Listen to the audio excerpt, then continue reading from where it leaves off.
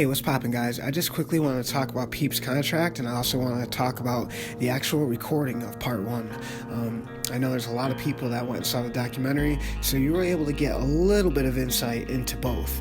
I was really surprised at one thing in the doc, that they didn't shed a lot of light on Peep's recording contract. I thought that would have been a good time to not only present the specifics, but give people the nature of the business. It's very interesting. Everybody loves the marketing aspect and just everything that goes behind an artist, because of course, it's one thing to have a great song that kind of just becomes a rocket and really takes off and puts up big numbers, and then you become this kind of Kurt Cobain overnight, but there's a lot more to it than that.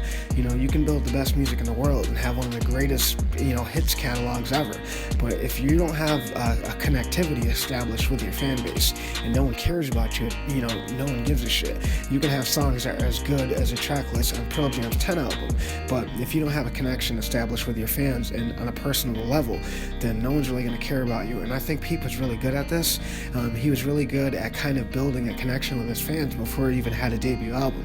Peep was no stranger to putting out music. He had a million mixtapes by the time his first album ever premiered, so he was used to putting out music. Peep was very good at media marketing as well, social media networking. He was really good at utilizing all of that and using it to boost his musical career. And I think Peep was one of the guys who first kind of patented this formula and was having very successful results. In other words, building a palette of great music and then presenting it on social media via SoundCloud or your music page, and really, just letting the online marketing go to work for you.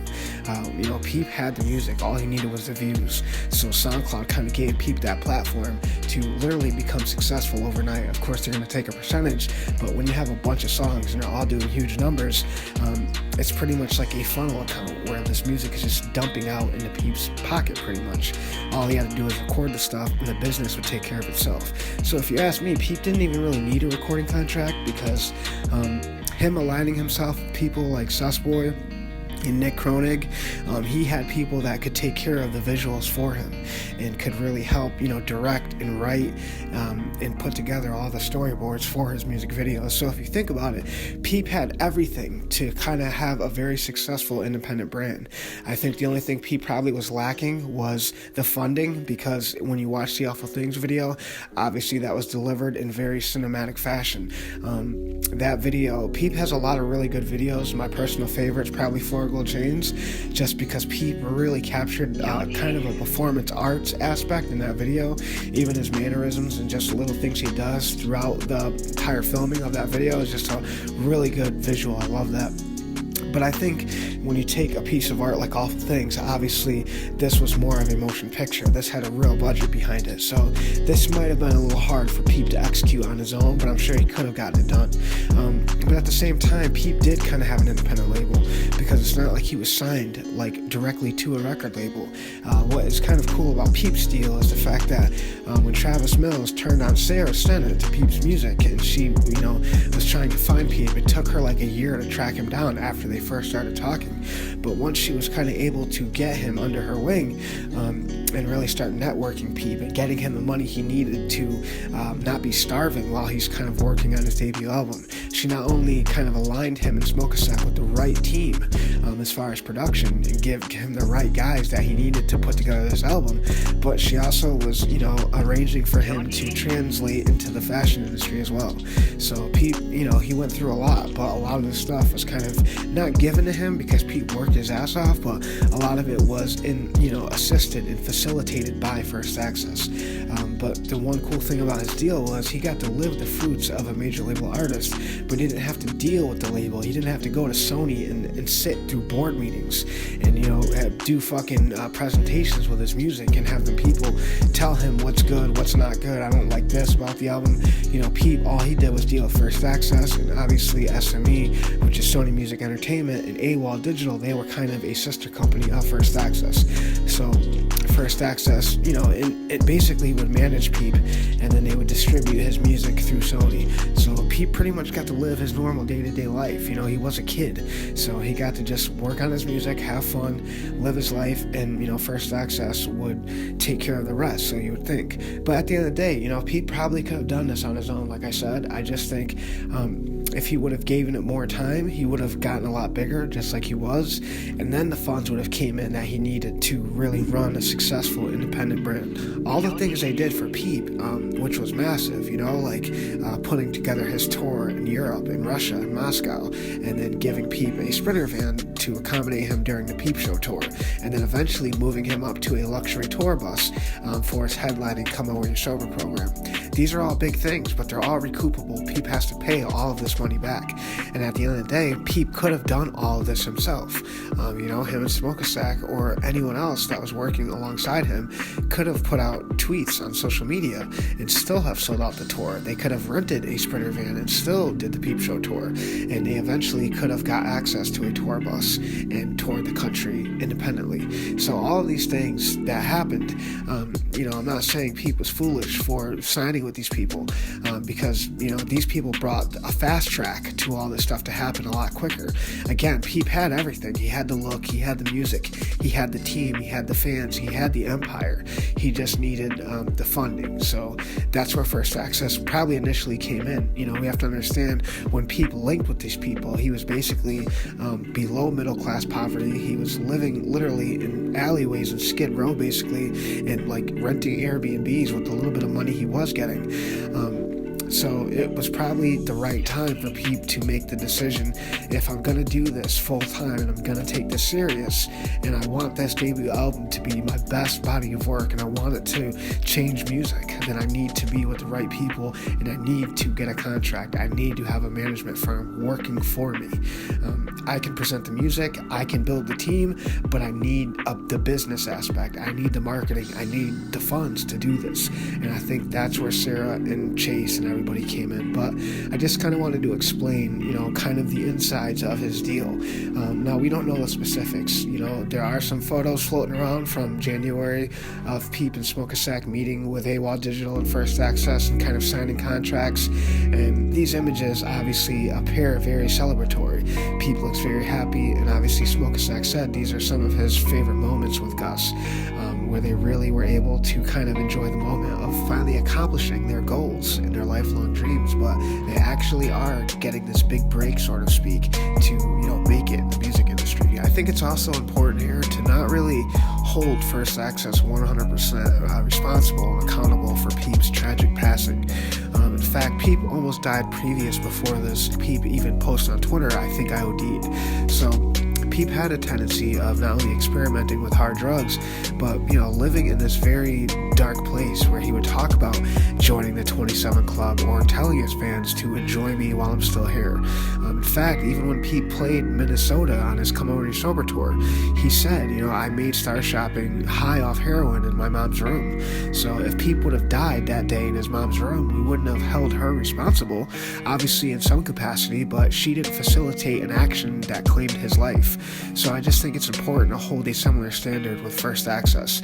Yes, they are responsible to some degree because his passing happened under their watch. But at the end of the day, even if they gave him money or even gave him the drugs, they're not responsible for the decisions that Peep makes as an adult. And again, this is a kid who was experimenting with drugs all the way since Long Island. So I have nothing but love and respect and admiration for Liza. I would never ever fault her actions or decisions, especially alongside the narrative of losing her son. That must be such a Jesus, God knows how painful and tragic that is in itself. So everyone kind of processes and deals with that thing differently. So I wish nothing but the best for her and support whatever decision she makes. But I personally do not find them 100% responsible for the tragic overdose of Peep. And again, I know it's a very controversial subject. It's not my intent to spend much time talking about this, but I do have respect for them at the same time. It did help facilitate some of these things that happened for Peep that made him not only very happy, very stable, and tremendously successful. Peep was really becoming a superstar at the time of his passing. Peep was going to have a lot of money start coming his way, guys. I don't think people realize that, but Peep was really on fast track to becoming a very successful artist. So a lot of this was due to what First Access brought to the table. And at the end of the day, we can't just point the finger and say they did it, because Peep had anxiety issues while he was on the tour. Even it's very reminiscent to Kurt. Kurt didn't like where he was at the end of his career, but Dave Grohl said everything Kurt did was a calculated measure to bring him closer to accomplishing that very goal that killed him. And not blaming Gus for his own situation is a very tragic outcome, but he had anxiety issues. He did drugs, and he always had these dark thoughts of wondering if he would pass at a young age. He had this before First Access entered the picture, so we can't hold him accountable just because these feelings and experiences were still present at the time that he exited the picture. Alright, now let's close out the video with how part 1 was recorded, which I thought was a very interesting process. It was very fascinating to me. For whatever reason, I think this had a lot to do with just how Peep first started making music. He was just used to recording in his bedroom or in the living room, or even when he first came to LA. Now, you guys know he was friends with Brennan back in New York, but they moved to LA together, and they were basically living off canned beans and whatever money Emma could get from her sister and bring to these guys, because they were very poor. They had no way to really make money. Peep did work as a pizza cook for a little bit. They didn't talk about any of this in the documentary, and he also talked about in Montreal how he would cut the faces off of crabs, and he just hated that job. So, they were doing whatever they could to kind of get by. The reason why Brennan and Peep were broke a lot of times, any money that they were getting, they were reinvesting into music as far as equipment or microphones or even buying beats online. So these guys were really focusing on their craft. None of that music has ever been released either. So even though they were recording individually, they still occasionally did music together as well. So it's just really cool to know how much music that Peep actually has with Brennan tucked away somewhere. But for whatever reason, Peep just grew accustomed to recording at home in his bedroom. He was doing this when he lived with his mother, even when he first came to LA. So he was not comfortable with recording in a big studio or a state-of-the-art facility. He just liked being at home and doing it his own way and engineering it himself, even for his first major debut album. So pretty much Smoke a Sack and the Invisible Men, who is IIVI, they would spend the entire day with Rob Cavollo putting together these beautiful, legendary classic instrumentals that we all know and love. They would build these beats, and then Smoke a Sack would put them on his laptop and bring them back to Gus, where he would then start tracking his vocals. Occasionally they would do it there, or they would jump in an Uber and do it at Smoke a Sack's apartment in Chinatown. And then once they had a good take, and Gus would feel it was mostly pretty much mastered, mixed, and Peep would do his own engineering, and when he thought the song sounded good enough, they would then put it on the laptop and they would take it back to the studio, and then these guys would work on it even more. Once the song was actually finished and mastered, they would send it out to New Jersey through email, where Joe Laporta would actually do the final master of the song. Then they would send it back to Peep and Smoke a Sack, and then they would just go on to the next track. So it's a very interesting way that they put this album together. It's just really cool knowing that how this first album actually came together, and just the cool, behind the music of it, how these guys actually put it together. The fact that Smoke a Sack would make these beats with the Invisible Men and Rob. And if you guys don't know, Rob is a guy who produced countless Green Day records. In fact, he has a guitar that he calls Excalibur that was played pretty much periodically throughout the entire Dookie album. That same guitar was the guitar that was used on Ben's truck. If you guys want to see that guitar in action, I'll put a link in the description. So it's really cool to know that all these guys were working around the clock in this really nice studio, and then bringing the beats back to Peep, where he would kind of do his thing, and then they would finish the song and then send it to Sterling Sound in New Jersey. It's just a really cool process. I didn't know if a lot of people knew exactly how part 1 and part 2 are the foundation of these songs and how they were built and palletized. It's just really cool knowing that Peep was doing these himself. So a lot of that engineering that you hear on the finished product, even to this day, a lot of those mixes were actually done by Gus himself before they even got the final master. It's just cool. Eventually Peep did end up getting comfortable comfortable working in real studios. After this album, he started doing Castles 2 around the same time frame, and he started getting more comfortable with Better Off Dead in the space that he had in LA. That's eventually where Gus would track Goth Angel Center the last week of July, and then also he would work in a facility again throughout the summer with McConan when they were doing the Diamonds album. So eventually Peep did work his way and become comfortable in a real facility, but it's just a cool backstory either way. Part 1 and Part 2 is some of the greatest work that Peep's ever put out. It's a very prominent project, and even songs like You Said, there's so many pivotal moments on that album. It had so many great songs, especially You Said. I just want to revisit that song because the bass intro is just so cool. It almost sounds like a cross between Come Down by Bush and Hey Man Nice Shot by Filter. That bass line kind of meets somewhere in the middle, and then the build-up guitar. You're kind of hooked before Peeps even laid a single vocal yet. So there was just a lot of greatness that went into this project and making it as legendary as it was. I hope you guys enjoyed this video. I'll catch you next time. Peace.